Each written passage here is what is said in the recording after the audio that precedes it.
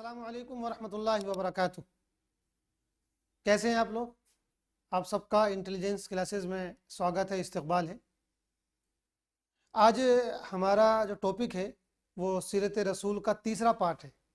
और जैसे कि आपने देखा होगा कि इससे पहले हम 2 एपिसोड बना चुके हैं। दूसरा जो एपिसोड था उसमें हमने हिजरत तक की बात कर ली थी कि हुज़ूर पाक अलैहिस्सलातु वस्सलाम को जब मक्के में लोगों ने रहने नहीं दिया और अल्लाह पाक ने आपको इजाज़त दे दी कि आप अब मक्का छोड़कर मदीना चले जाएं, तो मक्के तक की जो ज़िंदगी थी, जो मक्की पीरियड था, उसके एंड तक हमारी गुफ्तगू कंप्लीट हो गई थी।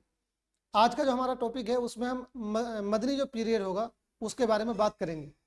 तो सबसे पहले हम ये जानते हैं कि अल्लाह के प्यारे रसूल सल्लल्लाहु अलैहि वसल्लम किस डेट में मक्के से मदीना निकले। तो 11 सितंबर 622 इसमें ट्रेवल फ्रॉम मक्का टू गारे सोर। इस डेट में 11 सितंबर 622 में अल्लाह के रसूल अलैहिस्सलातु वस्सलाम अपने घर से यानी मक्के से निकले हैं और गारे सोर पहुँचे। गारे सोर यानी कैफ ऑफ सोर। सोर ये उस गार का नाम है जहाँ अल्लाह के रसूल अलैहिस्सलातु वस्सलाम मक्के से निकलकर कुछ दिनों के लिए छुप गए थे। चूँकि दुश्मन जो था, मक्के के जो काफिर थे, जो कुरैश के लोग थे, वो आपका पीछा कर रहे थे, इसलिए आप जब अपने घर से निकले तो पहले 3 दिन के लिए आप गारे सोर में छुप गए थे।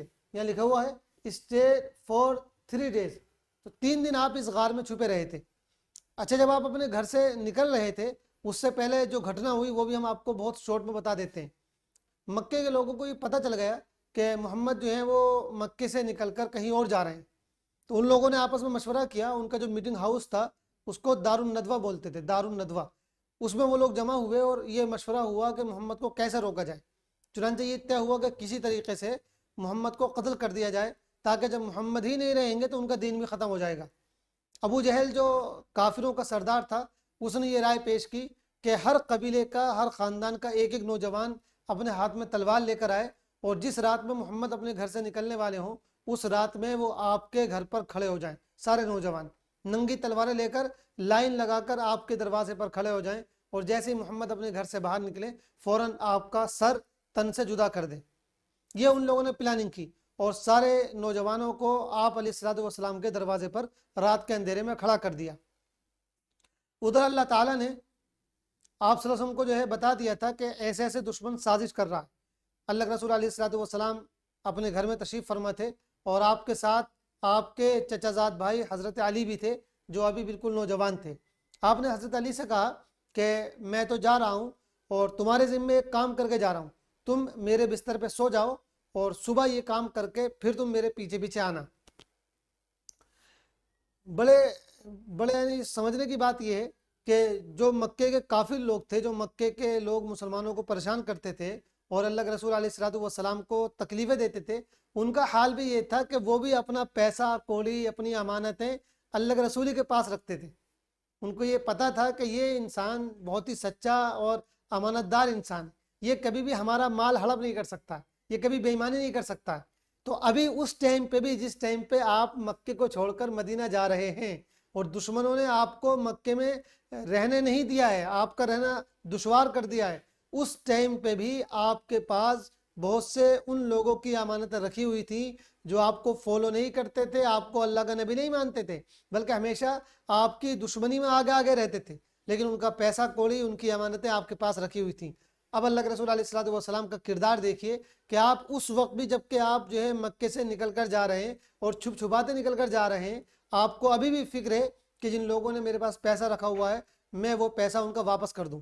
तो चुनांचे आपने हज़रत अली से कहा कि देखो मैं जा रहा हूं, तुम ये अमानतें उन लोगों को देकर आना जिनकी अमानतें मेरे पास रखी हुई हैं। उसके बाद अल्लाह के रसूल अलैहिस्सलातु वस्सलाम अपने घर से पहले हज़रत अबू बकर सिद्दीक़ के घर गए और हज़रत अबू बकर को लेकर आप मक्के से निकले, रात के अंधेरे में निकले और गारे सोर में जाकर छुप गए। 3 दिन तक दोनों साथी गार में छुपे रहे। उसके बाद 3 दिन के बाद वहाँ से आगे बढ़े तो मदीना जो शहर है, जिसका नाम उस टाइम यसरिब था, उससे पहले एक बस्ती पड़ती है जिसका नाम कुबा है। ये हमने लिखा हुआ है कि 4 डेज स्टे इन कुबा। तो आप पहले कुबा पहुँचे और 4 दिन आप कुबा में रहें और सबसे पहले जो काम आपने किया कुबा पहुँचकर वो ये किया कि आपने वहाँ मस्जिद बनाई। लिखा हुआ कंस्ट्रक्शन ऑफ मस्जिद कुबा। उस मस्जिद का नाम है मस्जिद कुबा। ये सबसे पहली मस्जिद थी जो अल्लाह के रसूल अलैहि वसल्लम के हाथों से बनाई गई। यहाँ 4-5 दिन रुकने के बाद आप फिर आगे बढ़ते हैं और मदीना शहर पहुंचते हैं। उसकी जो डेट है वो ये 27 सितंबर 622 रीच मदीना।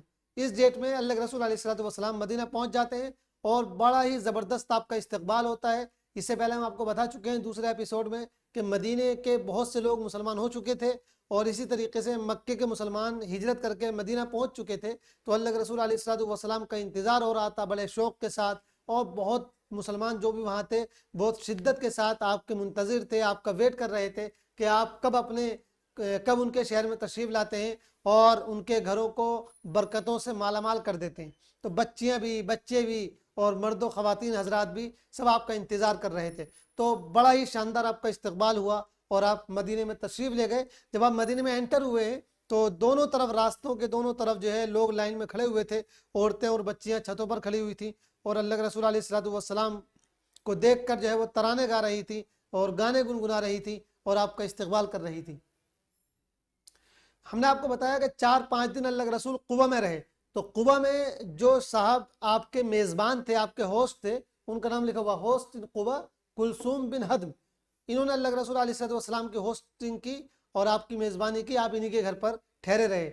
जब आप मदीना पहुंचे तो host in Medina Abu Ayyub Ansari, आपके जो होस्ट थे वो हज़रत अबू अयूब अंसारी रज़ियल्लाहु तआला अन्हु थे।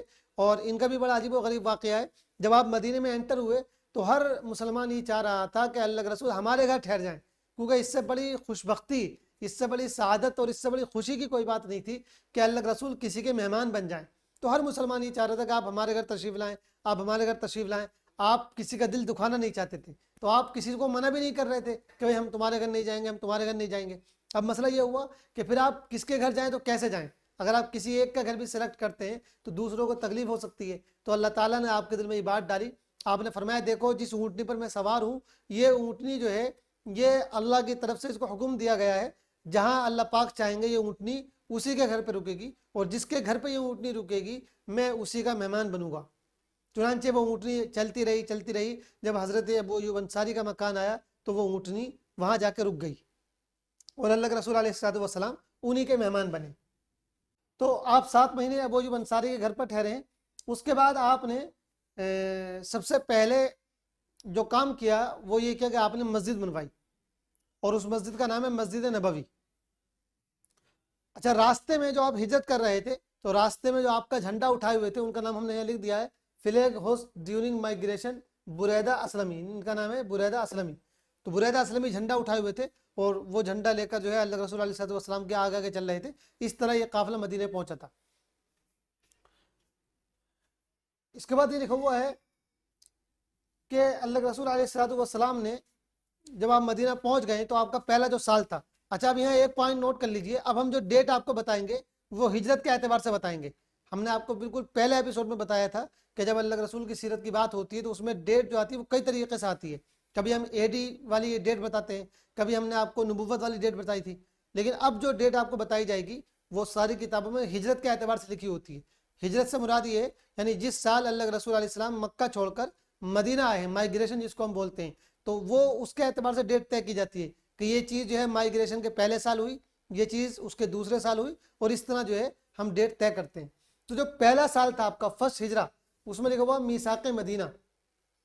एक काम आपने सबसे पहले ये किया कि जब आप मदीना पहुंचे हैं तो जाहिर सी बात है अभी मदीना जो शहर था उसमें सिर्फ मुसलमान नहीं रहते थे, बल्कि मुसलमान तो अभी बहुत थोड़े थे। उसमें ज़्यादा जो लोग थे वो या तो मुशरिक थे जो अल्लाह को नहीं मानते थे, काफिर लोग थे, या फिर ज्यूस थे, यहूदी थे जो वहाँ रह करते थे।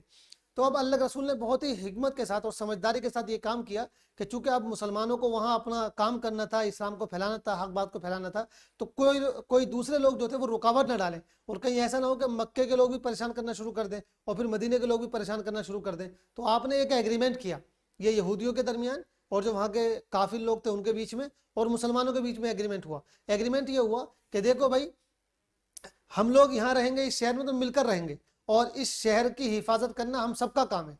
अगर कोई बाहर से बंदा आता है, कोई बाहर से फौज आती है इस शहर पर हमला करने के लिए, तो हम सबका ये काम होगा कि हम अपने शहर को बचाएं और अपने शहर का डिफेंस करें। तो ये इस तरह का एग्रीमेंट हुआ। इसमें और भी बहुत सारे पॉइंट थे, लेकिन सबसे अहम पॉइंट यही था। इसको मीसाक मदीना कहा जाता है। सबसे पहला काम आपने यही किया, मीसाक मदीना। इसी तरह आपने दूसरा बहुत अहम काम ये किया मदीना पहुंचने के बाद कि आपने कंस्ट्रक्शन ऑफ मस्जिद नबवी, आपने मस्जिद नबवी की तामीर की, उसको बनाया वहां जाकर। और क्या उसका वाकया बनाने का, अल्लाह के रसूल अलैहिस्सलातु वस्सलाम भी मजदूरों की तरह, आम मुसलमानों की तरह ये काम कर रहे थे, मस्जिद को बना रहे थे। आप भी जो है पत्थर उठाया करते थे, आप भी जो है गारा बना रहे थे। वो सारे मुसलमान बड़े शौक के साथ अल्लाह के घर को बना रहे थे। ये जो मस्जिद नबवी बनाई गई, जिस जमीन पर ये बनाई गई थी, वो जमीन किसकी थी? तो यहाँ नाम हमने लिख दिया है, सहल और सुहेल। ये दो भाई थे और दोनों भाई यतीम थे, इनके अब्बा का इंतकाल हो चुका था, तो ये उनकी ज़मीन थी। जब अल्लाह के रसूल ने कहा कि भाई मैं यहाँ मस्जिद बनाना चाहता हूँ, तो उन लोगों ने कहा, इन दोनों बच्चों ने कहा, अभी छोटे बच्चे थे, कि हम ये ज़मीन आपको फ्री में देते हैं। लेकिन अल्लाह के रसूल ने कहा कि नहीं, हम मस्जिद के लिए जगह ले रहे हैं, हम तुमको इसकी कीमत देंगे। चुनांचे अल्लाह के रसूल ने उन दोनों को कीमत दी और फिर वहाँ पर मस्जिद बनाई गई। ये काम हुआ पहले साल हिजरत के। अच्छा, यहाँ एक चीज़ और भी याद रखें, मदीने में जो लोग मुसलमान हो गए थे, वो उनके दो कबीले थे या दो ख़ानदानों से वो ताल्लुक़ रखते थे। एक का नाम था औस और एक का नाम था खजरज। ये पहले से कबीले चले आ रहे थे। इन्हीं के जो लोग मुसलमान हो गए थे उनको कहा जाता था अंसार। तो कबीले औस और कबीले खजरज, इन दोनों के जो लोग मुसलमान हो गए थे उनको अंसार कहा जाता था। और जो लोग मक्का छोड़कर, अपना घर छोड़कर मदीने आए थे हिजरत करके, उनको कहा जाता था माइग्रेटर्स। याद रखिएगा, उर्दू में इसको मुहाजिरीन बोलते हैं, माइग्रेटर्स को, और अंसार को तो अंसार बोलते ही। अंसार का मीनिंग होता है मदद करने वाले, जिन लोगों ने सपोर्ट किया, जिन लोगों ने हेल्प किया। जब दूसरा साल हुआ हिजरत का, तो सबसे पहले जिहाद परमिशन, अल्लाह ताला की तरफ से मुसलमानों को जिहाद की परमिशन दे दी गई। इसको ज़रा समझ लीजिए, मक्के में मुसलमान 13 साल रहे और हर दिन मुसलमानों को परेशान किया गया है, जिसकी डिटेल आपने सेकंड जो एपिसोड था उसमें आपने सुनी होगी। हर दिन उनको परेशान किया गया, बहुत मारा गया, सताया गया, पत्थर रखे गए, धुएं से उनको जो है उनकी सांसें बंद करने की कोशिश की गई। लेकिन अल्लाह ताला की तरफ से अभी उनको इस बात की परमिशन नहीं थी, ये बात अलाउ नहीं थी कि वो तलवार निकालें या अपने बचाव में हाथ उठाएं, बल्कि कह दिया गया था कि अभी बर्दाश्त करो, सब्र करो, दुश्मन जितने भी परेशान कर रहा है तुम सब्र करते रहो और अल्लाह के लिए उसको बर्दाश्त करते रहो।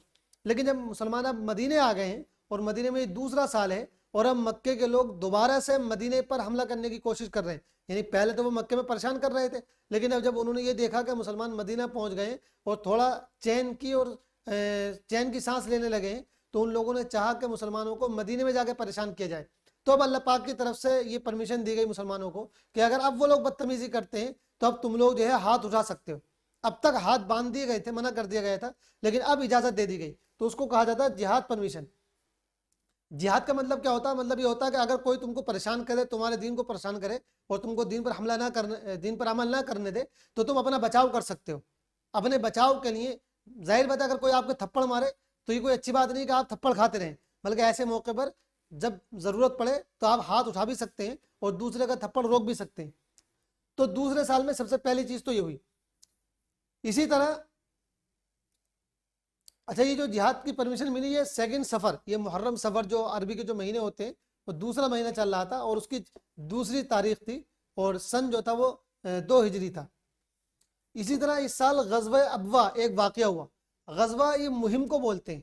मुहिम का मतलब होता है कि जब कोई दावती मिशन लेकर मुसलमान जाएं या अगर किसी दुश्मन से जंग हो रही हो, कोई दुश्मन जंग करने के लिए, हमला करने के लिए आ रहा हो, तो उससे जंग करने के लिए जाए और उसमें अल्लाह के रसूल अलैहिस्सलाम भी शरीक हों।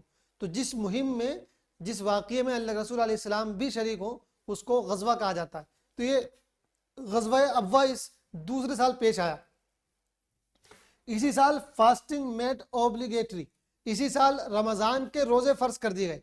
इससे पहले रमज़ान के रोज़े फ़र्ज नहीं थे, मुसलमान अपनी मर्जी से जो चाहते थे रोज़ा रख लिया करते थे।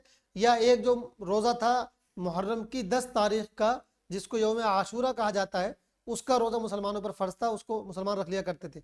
लेकिन रमज़ान के जो 30 या 29 रोज़े होते हैं पूरे महीने के, वो अभी फ़र्ज नहीं थे, वो इस साल फ़र्ज किए गए। इसी तरह इस साल ग़ज़वा बद्र हुआ, जो सबसे पहली बड़ी जंग हुई और ऐसी ख़तरनाक जंग हुई कि इस जंग की वजह से मुसलमानों का पूरे अरब में चर्चा हो गया कि भाई बहुत थोड़े से लोगों ने काफिरों की बड़ी तादाद को हरा दिया है और काफिरों की, दुश्मनों की बड़ी बदनामी हुई। तो ये जंग दूसरी हिजरत में हुई, यानी हिजरत के दूसरे साल, और 17 रमज़ान, रमज़ान की 17 तारीख थी। मुसलमान 313 थे और नॉन मुस्लिम जो थे वो 1000 थे। और मुसलमानों के पास कोई हथियार भी नहीं थे, कोई सवारियाँ भी नहीं थी। लेकिन जो दुश्मन था मुसलमानों का, उनके पास हथियार भी बहुत थे, वो ट्रेन फौज थी पूरी, और मुसलमान कोई ट्रेन भी नहीं थे। लेकिन अल्लाह की ताकत पर उनको भरोसा था, जबकि उनकी तादाद भी बहुत थोड़ी सी थी। उसके बावजूद अल्लाह ताला ने मुसलमानों को जो है जीत दिलाई और काफिरों को जो है हार मिली। 313 मुसलमानों ने 1000 काफिरों को शिकस्त दे दी, उनको हरा दिया। और पूरे अरब में ये चर्चा फैल गई कि भाई थोड़े से मुसलमान वो जीत गए। तो ये जो गज़वा बद्र हुआ ये दूसरे साल हुआ। इसके बाद जब हिजरत का तीसरा साल शुरू हुआ तो गज़वा उहद हुआ। गज़वा उहद, उहद एक पहाड़ का नाम है। तो जिस पहाड़ी के सामने ये गज़वा हुआ था, ये जंग हुई थी, उसको गज़वा उहद कहा जाता है। अच्छा, हमने आपको भी बताया कि दूसरे साल जो गज़वा बद्र हुआ, इसमें जब मक्के के जो काफिर लोग आए हुए थे जंग करने के लिए, ये हार गए, तो इनको बहुत ही गुस्सा आया। ये मक्का तो पहुंचे तो इनकी औरतों ने इनको बुरा भला कहा, दूसरे हजरत ने बुरा भला कहा कि लो जी 1000 लोग थे, 313 से हार के आ गए, जबकि इतने बड़े बड़े फौजी थे और मुसलमान तो सीधे साधे लोग थे, उनसे भी तुम हार के आ गए। उनको बड़ी गैरत दिलाई, बड़ा बुरा भला कहा। तो अब इन लोगों ने ये सोचा कि अब हमको बदला लेना मुसलमानों से। चुनांचे फिर से ये लोग जो है एक बड़ी फौज इकट्ठी करके फिर ये मुसलमानों पर हमला करने के लिए आए। इसमें काफिरों की जो फौज थी उनकी जो तादाद थी वो थी 3000। गज़वा उहद में काफिरों की तादाद थी 3000। इसको हम लिख देते हैं, इसमें लिखने से रह गया है। और मुसलमानों की तादाद थी 700। वैसे 1000 थी, लेकिन कुछ मुसलमान जो है जो पक्के मुसलमान नहीं हुए थे, जिनको मुनाफिक कहा जाता था, वो लोग बीच में साथ छोड़ गए थे। वो 300 लोग थे। तो जो सही पक्के मुसलमान थे वो 700 थे। तो 700 लोगों का 300 लोगों से मुकाबला हुआ। इस जंग में जो है मुसलमान शुरू में बिल्कुल जीत गए, लेकिन उसके बाद मुसलमानों का पल्ला जो है हल्का हो गया और काफी लोग जीत गए।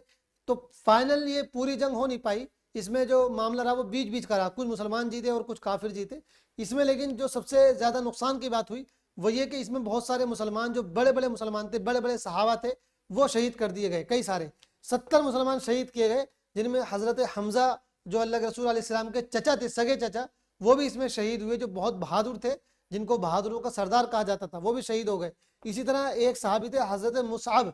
ये मुसअब वही हैं जो जब मदीने के कुछ मुसलमान मक्का आए थे अल्लाह के रसूल से मिलने और वो मुसलमान हो गए थे, और उन्होंने कहा था कि आप हमारे लिए किसी टीचर को भेजिए, किसी ऐसे आदमी को भेजिए जो हमको वहां जाके दीन सिखाए। तो अल्लाह के रसूल ने हजरत मुसअब को भेजा था। तो ये वही मुसअब हैं, ये भी शहीद कर दिए गए। इसके बाद जो 14 साल हुआ हिजरत का, उसमें जो सबसे पहला काम हुआ वो ये कि वाइन बिकेम प्रोहिबिटेड। इस साल शराब पर पूरी पाबंदी लगा दी गई। यूँ तो शराब पीने कोई अच्छी बात नहीं है, लेकिन अभी इस्लाम में जो चीज़ों के अहकाम आ रहे थे, जो चीज़ों के बारे में जो हिदायत दी जा रही थी, वो स्टेप बाय स्टेप दी जा रही थी। तो अब जब ये 14 साल शुरू हुआ तो अल्लाह ताला ने सख्त तरीके से पाबंदी लगा दी कि अब कोई जो है शराब नहीं पी सकता। चुनांचे बहुत सारे लोगों के पास उस टाइम शराब के घड़े और मटके रखे हुए थे। जब अल्लाह पाक का हुक्म आया तो सारे मुसलमानों ने शराबें बहा दी। मदीने की गलियों में शराबें ऐसे बह रही थी जैसे बारिश हो गई हो। यही मुसलमानों की पहचान थी पहले ज़माने में कि जब अल्लाह पाक का और अल्लाह के रसूल का कोई हुक्म आ जाता था तो वो फ़ौरन उसको फॉलो करते थे और उसमें कोई भी वो लेट नहीं होते थे, बिल्कुल ताख़ीर नहीं करते थे, फ़ौरन उस पर अमल करते थे। तो इस साल एक काम तो ये हुआ। दूसरा काम इस साल ये हुआ, ग़ज़वा बनु नज़ीर हुआ। बनु नज़ीर ये यहूदियों का एक कबीला था। बनु नज़ीर ये यहूदी ज्यूस जिनको बोलते हैं, उनका एक कबीला था। इन लोगों ने बड़ी बदतमीज़ी की। इन लोगों ने साजिश ये की कि अल्लाह के रसूल अलैहिस्सलातु वस्सलाम को कत्ल करने का प्रोग्राम बनाया। और क्या प्रोग्राम बनाया, इनका जो इनके यहाँ एक घर था, उस घर में एक हिस्सा नीचे बना हुआ था, एक फ्लोर, एक दूसरा फ्लोर बना हुआ था ऊपर। तो इन लोगों ने दूसरे फ्लोर पे जो है, या फर्स्ट फ्लोर जिसको हम आजकल कहते हैं, छत के ऊपर एक पत्थर रख दिया और ये प्लान बनाया जब अल्लाह के रसूल आएंगे तो उनको नीचे बिठाएंगे और एक आदमी ऊपर से जाके पत्थर जो है वो गिरा देगा, जो अल्लाह के रसूल के ऊपर गिरेगा और वो शहीद हो जाएंगे, कत्ल हो जाएंगे। ये इन्होंने प्लानिंग की। इसके अलावा ये और भी कई मरतबा धोखा दे चुके थे मुसलमानों को, कई मरतबा मुसलमानों को परेशान कर चुके थे। अल्लाह के रसूल अलैहिस्सलातु वस्सलाम की उन्होंने फिर दावत की। आप जो है किसी का दिल नहीं दुखाते थे, कोई दावत करता था तो आप उसकी दावत कबूल कर लिया करते थे। आप इनकी दावत में इनके यहाँ पहुंचे। इन लोगों ने आपको जो है जहां बिठाने का प्रोग्राम बनाया था, अल्लाह पाक ने वही के जरिए, फरिश्ते के जरिए आपको पहले इन्फॉर्म कर दिया कि देखो ये ऐसे से बदतमीजी करना चाह रहे हैं आपके साथ। अल्लाह के रसूल अलैहिस्सलाम को जब ये पता चला तो अल्लाह के रसूल कुछ सहाबा की जमात के साथ लेकर गए और इन लोगों को, जो बनु नज़ीर का जो ये कबीला था, इन लोगों से कहा कि तुम लोग यहाँ से अब निकल जाओ, तुम लोग इतनी बदतमीजी करने लगे हो, इतनी शरारत करने लगे हो कि अब तुम मदीने में नहीं रह सकते हो। तो इन लोगों को वहां से निकाल दिया गया, जिसको हम बोलते हैं देश निकाला देना। ये लोग यहाँ से निकलकर एक जगह थी खैबर, जो मदीने के पास में थी, जहाँ बहुत सारे यहूदी रहते थे, ये लोग वहां चले गए। तो ये जो वाकया हुआ, ये भी जो है हिजरत के चौथे साल हुआ। इसके बाद हिजरत का जो 5वां साल शुरू हुआ, तो उसमें ये लिखा हुआ हिजरत का 5वां साल, इसमें बैटल ऑफ ट्रेंच यानी गजवा खंदक जिसको बोला जाता है, ये गजवा हुआ, ये जंग हुई जिसको गजवा खंदक बोलते हैं। ये भी बड़ी अजीब व गरीब, बड़ी खतरनाक जंग थी। जब मक्के के काफिरों ने देखा कि मुसलमान तो तरक्की करते चले जा रहे हैं, मुसलमान तो बढ़ते चले जा रहे हैं, और हम बहुत कोशिश कर रहे हैं मुसलमानों को रोकने की, लेकिन उनका इस्लाम तो फैलता चला जा रहा है, तो उन लोगों ने एक मरतबा ये सोचा कि एक मरतबा ऐसा हमला किया जाए मुसलमानों पर कि उनकी जड़ काट कर रख दी जाए। तो एक तरफ मक्के के काफिर थे, दूसरी तरफ मदीने के जो मुनाफिक और यहूदी लोग थे, जैसे बनु नज़ीर हो गए, और खैबर का हमने जिक्र किया जहाँ बहुत से यहूदी रहते थे। यहाँ के यहूदियों ने मिलकर और मक्के के मुशरिकीन और काफिरों ने मिलकर एक बड़ी फौज तैयार की, और 10,000 की फौज लेकर ये लोग मदीने पर हमला करने के लिए आए। अभी मुसलमान बहुत थोड़े से थे मदीने में, और मुसलमान इस पोजीशन में नहीं थे कि वो 10,000 की फौज का मुकाबला कर सके, टक्कर ले सके। अल्लाह के रसूल ने मशवरा किया सहाबा से, अपने साथियों से, भाई क्या किया जाए। तो एक सहाबी थे सलमान फारसी रज़ी अल्लाह तआला अन्हु, ये असल में ईरान के रहने वाले थे। तो उन्होंने ये मशवरा दिया कि हमारे यहाँ ये होता था कि जब किसी शहर पर लोग हमला करने वाले होते थे, तो उस शहर के लोग अपने आसपास एक बहुत बड़ी जो है गार बना लिया करते थे, एक बहुत बड़ी खंदक और खाई खोद लिया करते थे। इतनी चौड़ी वो खंदक और खाई होती थी कि अगर कोई घोड़े से भी उसको फलांगना चाहे तो फलांग नहीं सकता था। तो आप, उन्होंने कहा अल्लाह के रसूल से कि आप जो है अपने साथियों को हुक्म दें कि वो मदीने के चारों तरफ से एक बहुत लंबी चौड़ी खाई खुदवा लें, जो काफ़ी गहरी भी हो और काफ़ी चौड़ी भी हो। अल्लाह के रसूल को उनका ये मशवरा बहुत पसंद आया, और आपने सहाबा इकराम के साथ मिलकर वो खाई खुदवाई। खाई को ही उर्दू में खंदक बोलते हैं। आप भी उसमें शरीक थे खोदने में, फावड़ा आपके हाथ में भी रहता था, कुदाल आपके हाथ में भी रहती थी, और मुसलमानों के दरमियान आपने ज़मीन को तकसीम कर दिया था कि भाई इतना हिस्सा तुम खोदोगे, इतना हिस्सा तुम खोदोगे। तो कई दिनों के बाद जाके वो खंदक और वो खाई तैयार हुई। जब वो फौज मदीने के पास पहुंची है, तो उन्होंने देखा गया तो खाई खुदी हुई है। अब वो हमला करना भी चाह रहे थे, लेकिन हमला कर नहीं सकते थे, क्योंकि उनके घोड़ों में इतनी ताकत नहीं थी कि इतनी लंबी खाई को जब वो फलांग सके। तो वो मदीने के बाहर ही जो है ठहर गए, और इस इंतजार में रहे कि मौका मिलेगा तो किसी तरीके से मदीने पर हमला करेंगे। लेकिन लगभग वो 1 महीना वहां ठहरे हुए रहे, उनको मदीने पर हमला करने का मौका नहीं मिल पाया। मुसलमान पूरे अलर्ट रहे, इक्का दुक्का झड़पें छोटी मोटी हुई, लेकिन उनसे कोई बात बन नहीं पाई। फिर अल्लाह पाक ने आंधी भेजी, तूफान भेजा, और इस तरह के हालात पैदा हुए कि वो जो फौज आई थी 10,000 की, वो खुद ही जो है वापस चली गई। तो इसमें कोई बाकायदा जंग नहीं हो पाई, हल्की फुल्की झड़पें हुई, लेकिन वो मदीने पर जो हमला करने का प्लान लेकर आए थे, वो अपने इस प्लान में फेल हो गए, और सारी फौज इसी तरीके से वापस चली गई। इसके बाद जो है एक जंग हुई बनु कुरैजा। बनु कुरैजा ये यहूदियों का दूसरा कबीला था। जब ये गज़वा खंदक हुई, जिसमें 10,000 की फौज मदीने के बाहर ठहरी हुई थी, तो ये बनु कुरैजा जो यहूदियों का कबीला था, ये मदीने के अंदर रहता था। इन लोगों ने मुसलमानों की बातों को यहूदियों तक पहुंचाया, काफिरों तक पहुंचाया। वो जो 10,000 की फौज थी, उन लोगों तक पहुंचाया, और अंदर से मुसलमानों को परेशान करने की पूरी पूरी उन्होंने साजिश रची। तो जब अल्लाह के रसूल इस गज़वा खंदक से फारिग हुए, तो आपने ये सोचा कि भाई पहले इस कबीले का जो है काम निपटाया जाए। चुनांचे आप अपने साहबा की एक जमात को लेकर जो है बनु कुरैजा पहुंचे, जहाँ ये लोग रहा करते थे, और इनसे छोटी मोटी जो भी झड़प हुई उसको गज़वा बनु कुरैजा कहा जाता है। ये भी 5वें साल की बात है। इसके बाद इसी साल इंसिडेंट ऑफ इफ्क यानी फॉल्स एलिगेशन, झूठा इल्ज़ाम लगाया गया अल्लाह के रसूल अलैहिस्सलातु वस्सलाम की बीवी हज़रत आयशा पर, उन पर झूठा इल्ज़ाम लगाया गया। तो ये जो वाक़या हुआ, ये भी इसी साल हुआ। अल्लाह ताला ने उस वाक़ये को, उस झूठ को जो है सबके सामने रखवा दिया। कुरान में वही नाजिल हो गई, आयत नाजिल हो गई कि जिन लोगों ने हज़रत आयशा पर तोहमत लगाई है, बदकारी का झूठा इल्ज़ाम लगाया है, वो झूठे लोग हैं, मुनाफिक लोग हैं, जो मदीने का माहौल ख़राब करना चाह रहे थे। फिर ऐसे लोगों को सख्त सज़ा भी दी गई। तो इस जिस साल ये वाक़या हुआ, वो भी 5वां साल चल रहा था हिजरत का। तो ये 5वें साल 3 वाक़ये हुए।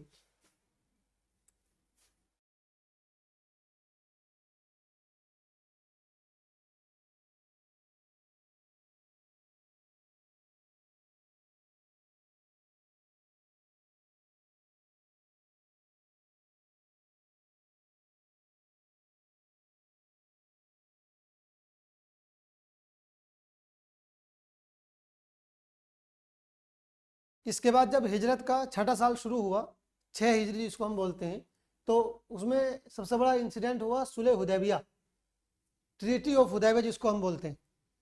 हुदैबिया एक जगह का नाम है मक्के के करीब में। यहाँ एक एग्रीमेंट हुआ था मुसलमानों के बीच में और मक्के के काफिरों के बीच में। इसकी डिटेल ये है कि एक दिन जो है अल्लाह के रसूल ने ख्वाब में देखा कि वो उम्रा करने जा रहे हैं सहाबा इकराम के साथ। उम्रा का मतलब होता है कि मक्का पहुंचकर कुछ खास एक्टिविटीज़ करनी होती हैं अल्लाह के लिए, उनको उम्रा कहा जाता है। नबी का जो ख्वाब होता है वो भी वही के दर्जे में होता है, यानी ऐसा होता है जैसे अल्लाह पाक ने उनको ऑर्डर दिया है। तो जब अल्लाह के रसूल ने ये ख्वाब देखा तो आपने सहाबा इकराम को बताया, तो सहाबा इकराम बहुत खुश हुए। खुश इस वजह से हुए क्योंकि जब वो मक्का उम्रा करने जाएंगे तो उनका जो अपना असल घर है वो उनको देखने मिलेगा, अपने शहर वो पहुंचेंगे। 6 साल उनको हो चुके थे उनके शहर से निकाले हुए। तो जब उन्होंने सुना कि अल्लाह के रसूल उम्रा करने जा रहे हैं तो बहुत खुश हुए। तो अल्लाह के रसूल 1400 मुसलमानों को लेकर उम्रा करने के लिए मक्के की तरफ चले। जब मक्के से पहले जो जगह है जिसका नाम हुदैबिया, वहाँ आप पहुँचे तो मक्के के काफ़ी लोग आ गए और उन्होंने जो है आपको रोकने की कोशिश की और ये कहा कि हम आपको उम्रा करने नहीं देंगे। मुसलमानों ने बहुत कोशिश की कि भाई हम सिर्फ उम्रा करने के लिए आए हैं, देखो हम कुछ और करने के लिए नहीं आए, हम इसलिए अपने साथ हथियार भी लेकर नहीं आए हैं। अगर हम जंग करने आए होते तो हथियार लेकर आते, लेकिन मुसलमान हथियार भी लेकर नहीं गए थे। तो मुसलमानों ने कहा भाई हम उम्रा करने के लिए आए, लेकिन उन लोगों ने माना नहीं। अल्लाह के रसूल अलैहिस्सलाम ने उनको कन्विंस करने के लिए, समझाने के लिए अपने एक सहाबी हज़रत उस्मान को भेजा कि जाओ तुम शहर के अंदर जाओ और लोगों को समझा कर आओ कि अल्लाह के रसूल सिर्फ उम्रा करने आए, अल्लाह की इबादत करने आए। हज़रत उस्मान जब वहाँ पहुँचे तो उन लोगों ने हज़रत उस्मान को गिरफ्तार कर लिया। हालांकि जो कासिद होता है, जिसको कोई भेजता है, एम्बेसडर होता है, उसको कोई गिरफ्तार नहीं कर सकता, जो उस ज़माने का भी रूल था। लेकिन उन लोगों ने हज़रत उस्मान को गिरफ्तार कर लिया और किसी ने झूठी खबर ये फैला दी कि उस्मान को कत्ल कर दिया गया है। जब अल्लाह के रसूल को ये पता चला कि उस्मान को कत्ल कर दिया गया है तो अल्लाह के रसूल अलैहिस्सलाम ने मुसलमानों को इकट्ठा किया और उनसे एक बैत ली, शपथ ली। उसको बोलते हैं बैत रिजवान। बैत का मतलब होता है शपथ लेना। उनसे ये शपथ ली गई कि देखो जब तक हम उस्मान के खून का बदला नहीं लेंगे अब हम वापस नहीं जाएंगे। अब तक तो हम उम्रा करने के लिए आए थे, लेकिन इन्होंने हमारे आदमी को छेड़ कर उसको कत्ल करके हमको परेशान कर दिया, हमको जो है मजबूर कर दिया इस बात पर कि हम अब इनको जो है सबक सिखा कर जाएं। तो अगर चाहे हमारी जान चली जाए लेकिन हम उस्मान के खून का बदला लिए बगैर नहीं जाएंगे। ये आपने मुसलमानों से एग्रीमेंट लिया, शपथ ली। तमाम मुसलमानों ने अल्लाह के रसूल के हाथ पे हाथ रख के जो है ये शपथ दी और ये वादा किया कि हम आपका साथ देंगे। लेकिन बाद में पता ही चला कि उस्मान कत्ल नहीं किए गए थे, किसी ने झूठी खबर फैला दी थी, लिहाजा फिर वो जंग की नौबत भी नहीं आई। इसके बाद जो है फिर मुसलमानों में और मक्के के काफिरों में बातचीत होती रही और ये कोशिश की जाती रही कि भाई वो लोग मुसलमानों को उम्रा करने के लिए दे दें, लेकिन उन लोगों ने मुसलमानों को उम्रा करने की इजाज़त नहीं दी। आखिरकार मुसलमान इस बात पर तैयार हो गए और काफिर लोग भी जो है मक्के के वो भी तैयार हो गए कि अपने बीच में कोई एग्रीमेंट ऐसा कर लें जिसकी बुनियाद पर दोनों में जो अब तक जंग चली आ रही थी वो ख़त्म हो जाए। तो बहुत सारी शर्तें उस एग्रीमेंट में, उस सुलह में, उस मुआहदे में रखी गई। उनमें सबसे बड़ी शर्त ये थी कि मुसलमान इस साल उम्रा नहीं करेंगे, इस साल तो वापस चले जाएंगे। दूसरी जो बहुत अहम शर्त थी वो ये थी कि अब 10 साल तक मुसलमानों के और मक्के के काफिरों के बीच में जंग नहीं होगी। मक्के के काफिर मुसलमानों से अब जंग नहीं करेंगे, 10 साल तक के लिए ये जंग बंदी रहेगी। इसके अलावा कुछ और भी चीज़ें थी जो इस चीज़ में जो है इस ट्रीटी में, इस सुलह में तय की गई थी। उसके बाद मुसलमान वहाँ से वापस आ गए और उन्होंने उम्रा नहीं किया, बगैर उम्रा किए वो वापस आ गए। इसी साल एक बहुत ख़ास बात ये भी हुई कि जो मक्के के सरदारों के, काफिरों के जो 2 बड़े लोग थे, जो बड़े जंगजू और बहादुर थे, वो मुसलमान हो गए। एक का नाम था खालिद बिन वलीद, एक का नाम था आमर बिन आस। ये बहुत बड़े जनरल थे काफिरों के और उनके बहुत बड़े फौजी कमांडर थे। ये दोनों इस साल मुसलमान हो गए और मदीना आ गए। इसके बाद जब 7वां साल शुरू हुआ हिजरत का, 7th हिजरा, तो अल्लाह के रसूल अलैहिस्सलाम को अब जो है खुलकर दावत देने का मौका मिला। और उसकी वजह ये रही कि अब तक जो ये 6 साल मदीने में गुजरे हैं, इनमें मक्के के लोगों ने हमेशा परेशान किया है। लेकिन अब जो सुलह हुदैबिया हो गई तो इस सुलह की वजह से मुसलमानों को थोड़ा सा सुकून मिल गया मक्के के काफिरों की तरफ से, चूंकि जंग बंद कर दी गई थी 10 साल तक के लिए। तो अब ये हो गया कि भाई अब वो लोग जंग तो नहीं करेंगे, परेशान नहीं करेंगे। लिहाजा अल्लाह के रसूल अलैहिस्सलाम को अब मौका मिला कि आप अपनी दावत को, इन्विटेशन को दूसरे मुल्कों तक पहुंचाएं और दूसरे मुल्कों के बादशाहों को दावत दें। तो अल्लाह के रसूल अलैहि वसल्लम ने हर कंट्री के किंग को, बादशाह को दावत दी, उनको ख़त लिखा, लेटर लिखा कि भाई देखो अल्लाह ने मुझे नबी बनाकर भेजा है और सारी दुनिया का नबी बनाकर भेजा है, तुम लोगों की दुनिया में भी भलाई इसी में है और आखिरत में भी भलाई इसी में है कि मुझे अल्लाह का रसूल मानो, अल्लाह का नबी मानो और मेरे तरीक़े को फॉलो करो, इसमें तुम्हारी दुनिया की भी भलाई है और आखिरत की भी भलाई है। तो बहुत से लोगों को अल्लाह के रसूल ने ख़त भेजे थे, उनमें से जो ज़्यादा अहम लोग हैं उनका नाम हमने यहाँ पर लिख दिया है। उनमें एक तो था हरकुल, जिसको उर्दू में बोलते हैं हिरकल, लेकिन अंग्रेजी में उसको हरकुल लिखते हैं। ये रोम का बादशाह था। इनके पास जो सहाबी मुसलमान जो ख़त लेकर गए थे उनका नाम था दिहिया कल्बी। दूसरा बादशाह था खुसरू परवेज, जिसको किसरा बोलते हैं उर्दू में, ये ईरान का बादशाह था। इसके पास जो ख़त लेकर गए थे मुसलमान सहाबी वो थे अब्दुल्ला बिन हुज़ैफ़ा। तीसरा बादशाह था नज्जाशी, जो हबशा का बादशाह था। और ये नज्जाशी हबशा वही जगह है ये जहाँ हमने आपको बताया था पहले एपिसोड में कि कुछ मुसलमान मक्के में जब परेशान बहुत ज़्यादा किया गया उनको, तो वो हबशा के बादशाह के पास चले गए थे पनाह लेने के लिए। हबशा का नाम है एथोपिया। तो इसका जो बादशाह था नज्जाशी, इसको भी आपने ख़त लिखा और ये ख़त लेकर गए थे आमिर बिन उमैया। चौथा बादशाह था मकोकस, जिसको उर्दू में मुकौकिस बोलते हैं, मकोकस। ये इजिप्ट यानी मिस्र का बादशाह था, इसके पास ख़त लेकर गए थे हातिब। तो ये चार बड़े बड़े बादशाह थे। अल्लाह के रसूल अलैहि वसल्लम ने इनके पास जो है ख़त लिखे और अपने एक एक सहाबी को इनके पास ख़त लेकर भेजा, और भी बहुत से लोगों को आपने ख़त लेकर भेजा, लेकिन ज़्यादातर लोगों ने उस टाइम आपकी बात नहीं मानी। और किसरा ने तो आपके साथ बहुत बदतमीज़ी की, खुसरू परवेज़ ने तो आपके लेटर को फाड़ दिया और बहुत बदतमीज़ी की, लेकिन बाकी लोगों ने इज्जत के साथ ख़त को सुना और ख़त को पढ़ा। और एक दो लोग थे जो बाद में मुसलमान भी हो गए थे। इसी साल जो है 7वें हिजरी में बैटल ऑफ खैबर की जंग हुई। और खैबर ये भी हम आपको थोड़ी देर पहले बता चुके हैं कि खैबर ये मदीने के पास एक जगह थी जहाँ बहुत से यहूदी रहते थे। तो यहूदी हमेशा जो है साजिश करते रहे। यहूदी सबसे ज़्यादा बदतमीज़ कौम रही है, उन्होंने कभी भी मुसलमानों को चैन से सांस नहीं लेने दिया। तो अभी भी वो आए दिन जो है टांग अड़ाते रहते थे। तो अब मौका ये हुआ कि भाई इनको एक मरतबा फाइनल सबक सिखाया जाए ताकि ये बार बार मुसलमानों की टांग खींचने की कोशिश ना करें। तो इस साल जो 7वां साल था हिजरत का, अल्लाह के रसूल अलैहि वसल्लम 1600 मुसलमानों को लेकर गए और यहूदियों को सबक सिखाया, उनसे जंग हुई और मुसलमानों ने उनके किलों को फतह कर लिया, उनके शहर पर कब्जा हो गया। इसी साल पहला उम्रा हुआ जो सुलह हुदैबिया में मुसलमान गए थे और उम्रा नहीं कर पाए थे, मक्के के काफिरों ने ऐसे ही वापस भेज दिया था। तो उस उम्रे को अल्लाह के रसूल अलैहि वसल्लम ने 7वें साल अदा करवाया सहाबा इकराम के साथ। इसके बाद 8वीं जब हिजरत यानी हिजरत का 8वां साल शुरू हुआ, तो इसमें एक तो बैटल ऑफ मोता की जंग हुई, जंग मूता इसको बोलते हैं। इसमें हुआ ये था कि अल्लाह के रसूल अलैहि वसल्लम ने हारिस बिन उमैर, ये आपके साथी थे, सहाबी थे, मुसलमान थे, इनको एक पैगाम लेकर भेजा था। मूता का बादशाह था शुरहबील, इसके पास आपने इनको अपना सफ़ीर, अपना एम्बेसडर बनाकर भेजा था हारिस बिन उमैर को। लेकिन इस शुरहबील ने बदतमीज़ी की और इनको हज़रत हारिस को कत्ल कर दिया, शहीद कर दिया। जबकि उस ज़माने में किसी भी सफ़ीर को और कासिद को, मैसेज लाने वाले को कोई कत्ल नहीं कर सकता था, किसी भी एम्बेसडर को कत्ल करने का बिल्कुल भी रिवाज नहीं था, इसको बहुत बुरा समझा जाता था। तो जब इसने बदतमीज़ी की शुरहबील ने, तो अल्लाह के रसूल अलैहि वसल्लम ने जो है अपने सहाबा से कहा चलो कासिद को उनने कत्ल किया है, हम बदला लेकर आएंगे। तो आप अलैहि वसल्लम जो है अपने कुछ सहाबियों को लेकर गए जो 3000 के करीब थे। आपने उनको भेजा कि जाओ वहां जाकर उनसे बदला लेकर आओ। 3000 मुसलमान थे और उनके मुकाबले में 1 लाख दुश्मन की फौज थी। लेकिन बहुत खतरनाक जंग हुई, लेकिन मुसलमान इस जंग को जीत नहीं पाए। और 1 लाख के मुकाबले में 3000 होते ही क्या है, लेकिन फिर भी मुसलमानों ने उनको जो है उनके दांत खट्टे कर दिए और उनको मजबूर कर दिया, बहुत परेशान कर दिया। आखिरकार मुसलमान जो है फिर वहाँ से निकल कर वापस आ गए।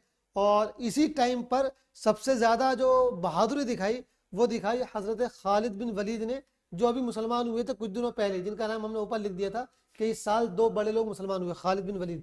तो इन्होंने बड़ी बहादुरी दिखाई। तो अल्लाह के रसूल अलैहि वसल्लम की तरफ से उनको सैफुल्लाह का लक़ब दिया गया, टाइटल ऑफ खालिद सैफुल्लाह। हज़रत खालिद को टाइटल दिया गया, लक़ब दिया गया सैफुल्लाह का। सैफुल्लाह का मीनिंग होता है अल्लाह की तलवार।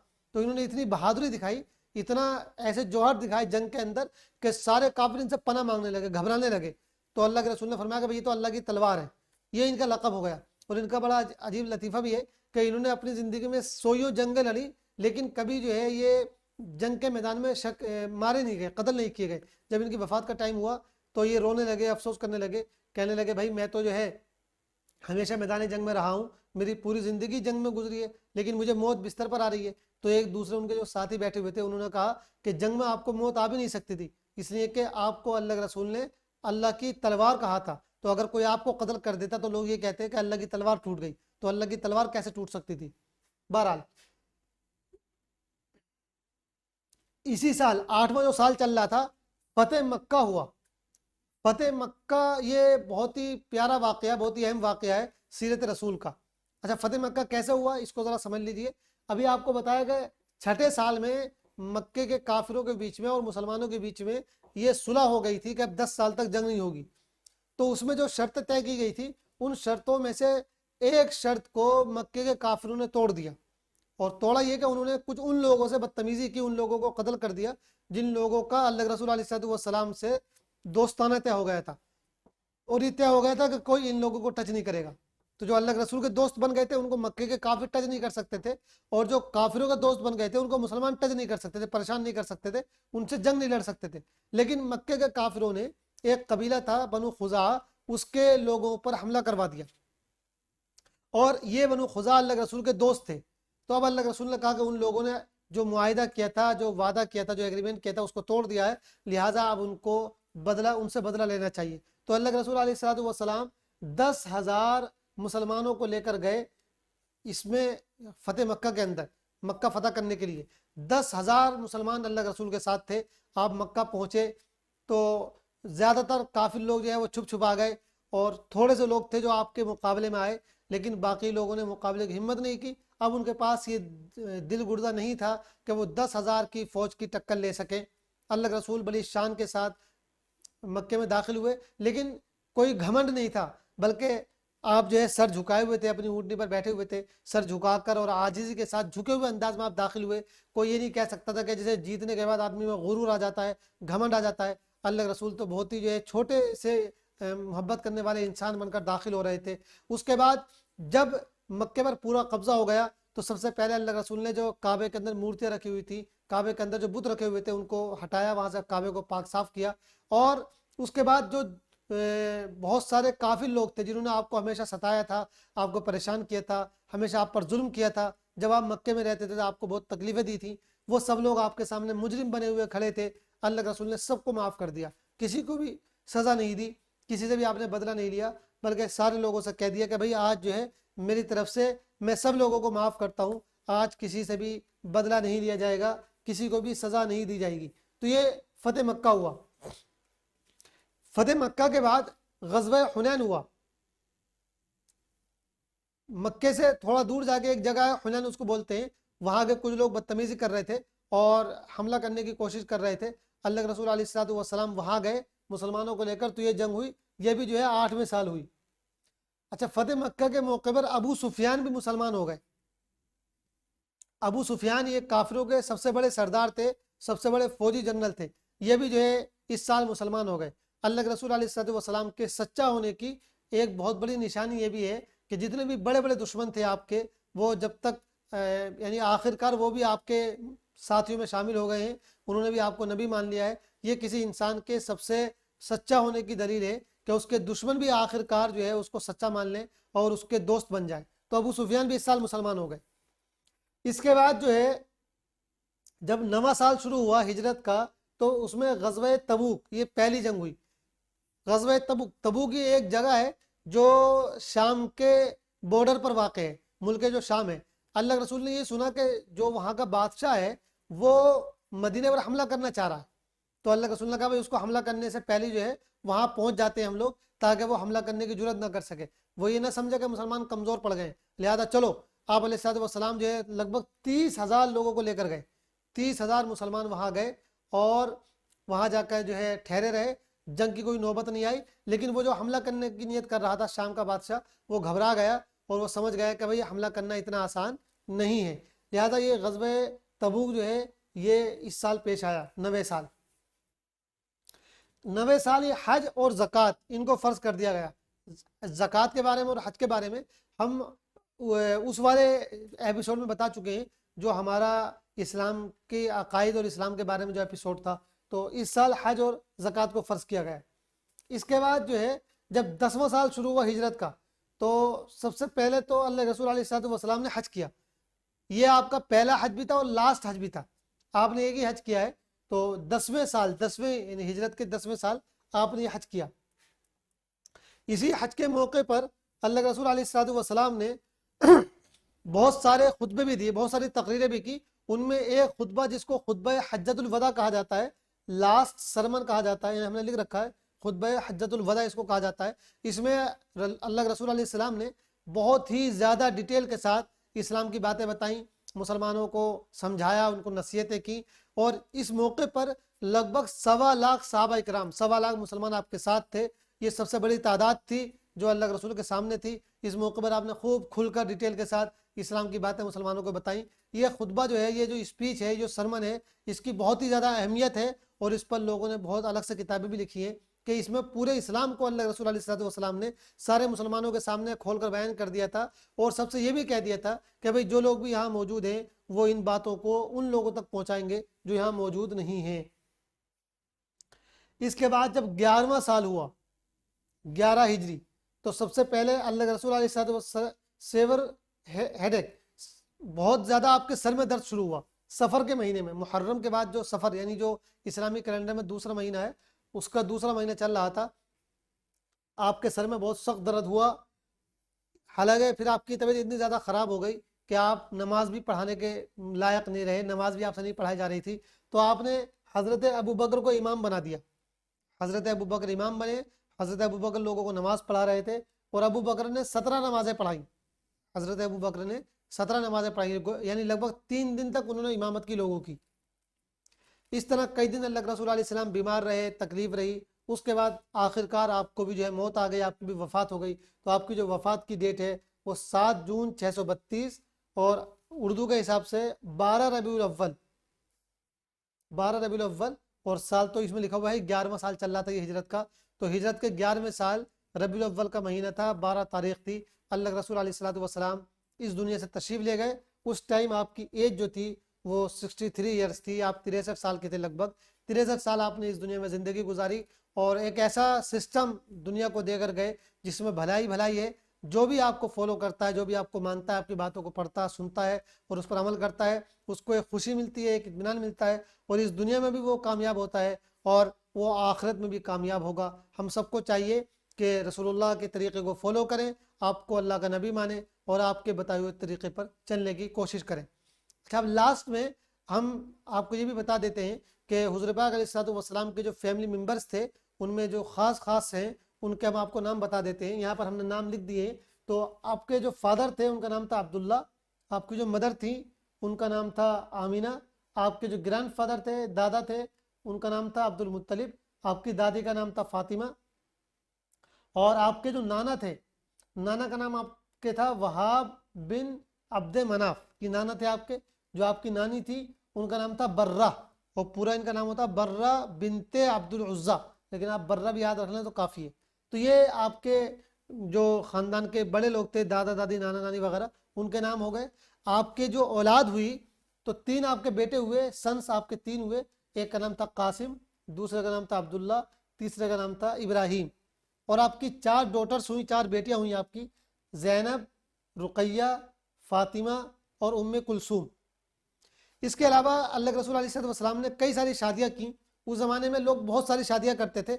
अल्लाह के रसूल अलैहि सलाम ने भी कुछ शादियाँ की, लेकिन वो शादियाँ सिर्फ इस वजह से की गई थी ताकि इस्लाम की दावत को फैलाया जा सके, इस्लाम की दावत को ख़वातीन भी फैलाएं और वो मसाइल जो ख़वातीन से रिलेटेड होते हैं वो ख़वातीन को पता चलें और ख़वातीन उनको दूसरी औरतों तक पहुँचाएँ। इसलिए आपने बहुत सी औरतों से शादी की और ये सारी शादियाँ आपने बिल्कुल बुढ़ापे में की हैं। वरना जब तक आप जवान रहे, आपकी 50 साल की उम्र थी, तब तक आपने सिर्फ हज़रत खदीजा जो एक आपकी पहली बीवी थी उन्हीं के साथ आपने अपनी जवानी का टाइम गुजारा है। तो आपकी शादियों के जो फ़ायदे थे वो दूसरे बहुत सारे फ़ायदे थे। उनका बुनियादी फ़ायदा यही था कि इस्लाम के फैलने में उनसे मदद मिल रही थी। तो आपने जो शादियाँ की उनमें 11 बीवियाँ आपकी हैं जिनके नाम हमने यहाँ लिख दिए हैं।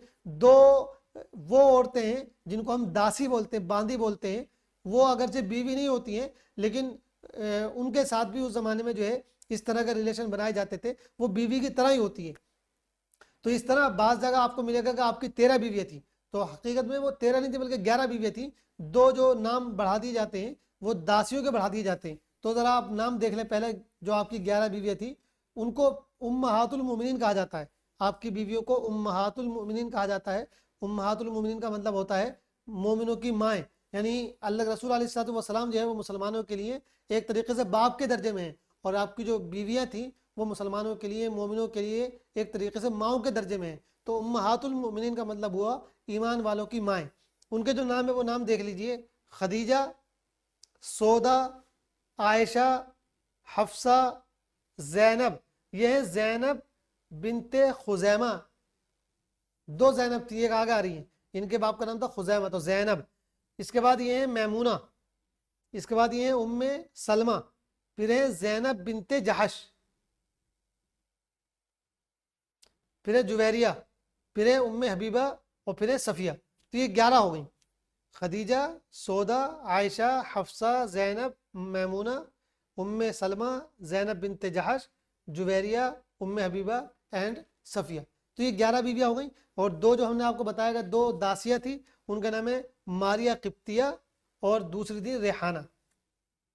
अच्छा, फिर 4 नाम और बहुत ज़रूरी है जो अल्लाह के रसूल के बहुत ख़ास साथी थे, जिनको खुलफाए राशिदीन कहा जाता है। ये चारों वो लोग थे जो आपके बाद मुसलमानों के बादशाह बने, और मुसलमानों के बादशाह को उस ज़माने में खलीफा कहा जाता था।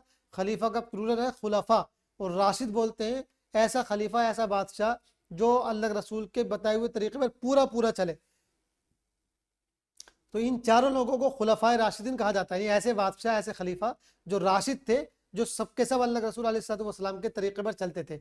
तो आपके बाद जो है नंबर से, तरतीब से 4 खलीफा हुए, 4 बादशाह हुए। इनके बाद जो लोग हुए उनको राशिद नहीं कहा जाता है, क्योंकि वो पूरे तरीके से अल्लाह के रसूल अलैहि वसल्लम के तरीके पर यानी 100% नहीं चलते थे, उनमें कोई ना कोई कमी पाई जाती थी। तो 4 बादशाह हुए हैं, सिर्फ 4 खलीफा हुए हैं जिनको राशिद कहा जाता है, खुलफाए राशिदीन। उनके नाम यहाँ लिखे हुए हैं। सबसे पहले खलीफा थे हज़रत अबू बकर, दूसरे खलीफत हज़रत उमर, तीसरे खलीफत हज़रत उस्मान, और चौथे खलीफत हज़रत अली रज़ी अल्लाह तआला अन्हु। तो प्यारे भाइयों, डियर स्टूडेंट्स, यहाँ पहुँचकर हमारे तीनों जो एपिसोड थे वो मुकम्मल हो गए, और सीरत रसूल के बारे में जो ज़रूरी बातें हमको जाननी थी वो हम जान चुके हैं। अब हम अपने इस टॉपिक को यहाँ ख़त्म करते हैं। खुदा हाफिज़, वस्सलामु अलैकुम वरहमतुल्लाहि वबरकातुहू।